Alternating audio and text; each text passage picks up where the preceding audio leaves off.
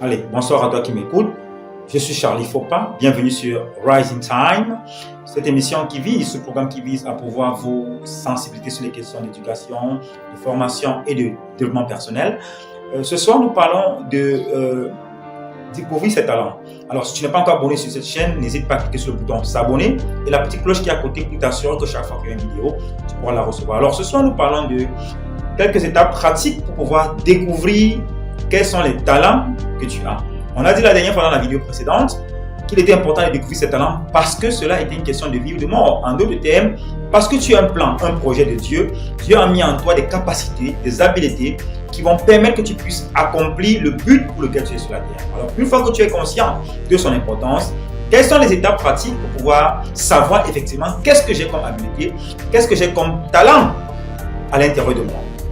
Alors, ce soir, la première étape qu'on va dire qui peut permettre comme ça de découvrir ses talents, c'est de pouvoir déjà demander à Dieu. Effectivement, qui est mieux placé que Dieu pour te révéler ce qu'il a mis en toi?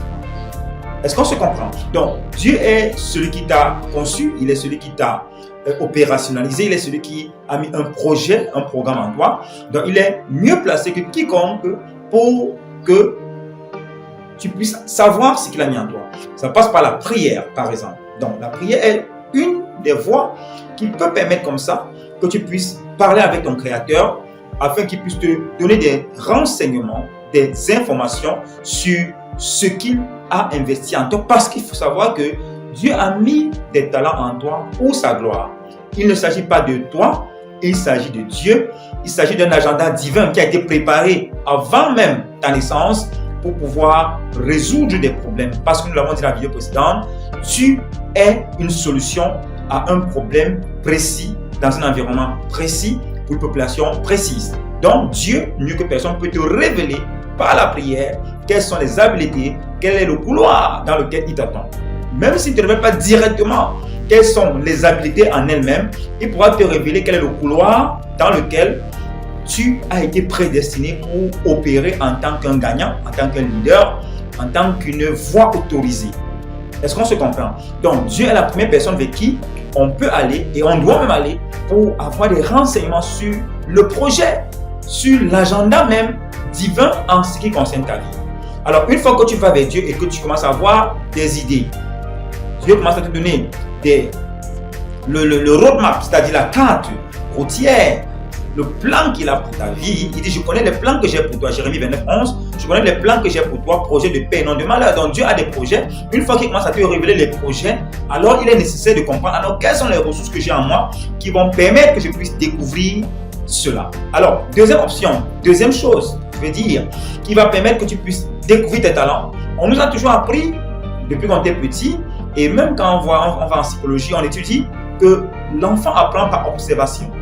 Donc, une des façons de pouvoir savoir ce qui est en toi, c'est d'être quelqu'un qui est très observateur de l'environnement. Si tu vas commencer à observer l'environnement, tu vas commencer à observer autour de toi ce qui marche et ce qui ne marche pas et commencer à regarder quel est ton ressenti par rapport à ce qui est dans l'environnement. En d'autres termes, il peut arriver que tu regardes dans l'environnement et que tu trouves qu'il y a quelque chose qui ne t'arrange pas, quelque chose qui ne marche pas comme tu voudrais. Ça peut être un indicateur que peut-être que c'est un domaine où tu es appelé. Tu peux ressentir par rapport à un certain environnement que non, ici, telle façon de faire les choses ne m'arrange pas.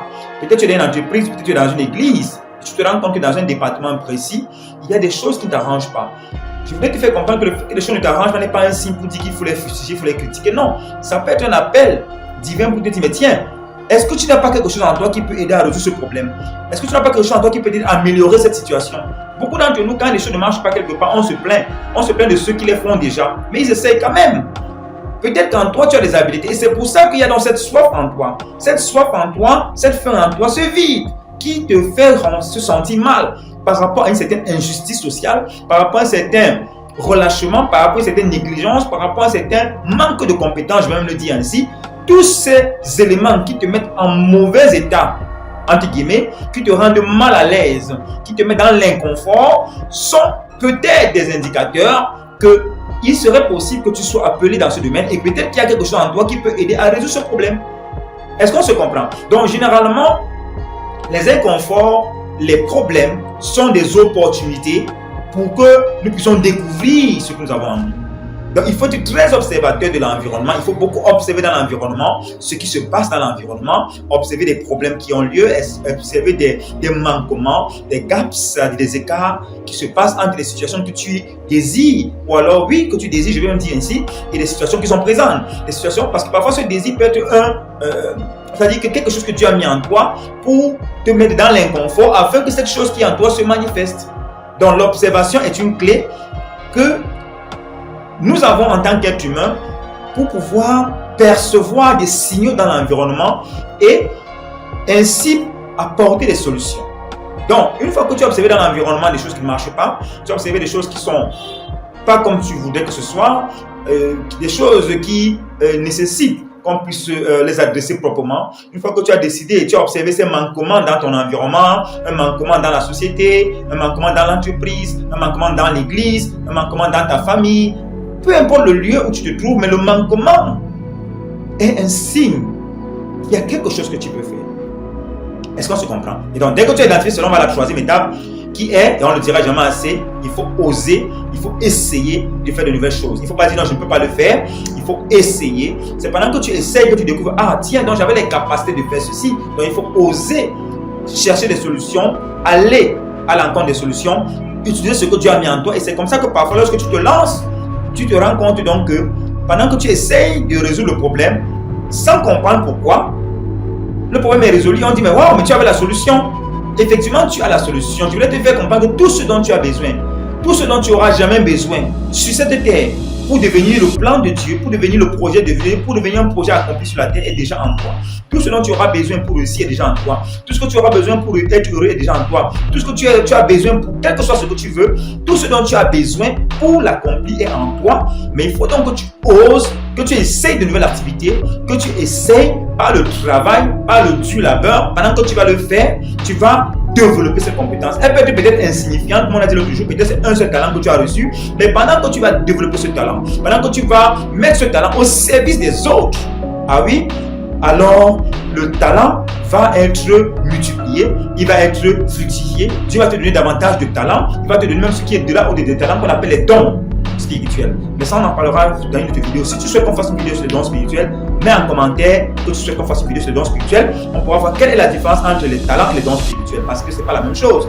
La différence est claire et nette, mais déjà lorsque tu nais, Dieu te donne des talents pour te permettre comme ça d'apporter des solutions dans ton environnement, des solutions pour améliorer la vie des gens, parce qu'il faut le dire, le talent que Dieu a mis en toi n'est pas de toi, il est pour servir les autres, il est pour améliorer des conditions, il est pour résoudre des problèmes. Donc il va être important que tu essayes, n'aie pas peur d'oser, n'aie pas peur d'essayer, n'aie pas peur de mettre en valeur au service des autres ce que tu as, même si tu penses que ce n'est pas assez, essaye cela. Et pendant que tu vas le faire, la grâce de Dieu qui est disponible et qui est toujours disponible sera là pour te permettre de pouvoir réussir cette activité. Parce que Dieu a mis cela en toi, il sait que tu es capable de le faire. S'il a déjà mis la soif, le désir, cet inconfort par rapport à une situation, alors tu peux l'adresser. Va au-delà des barrières religieuses, va au-delà des barrières socioculturelles pour oser, pour briser la glace et pour pouvoir accomplir ta destinée.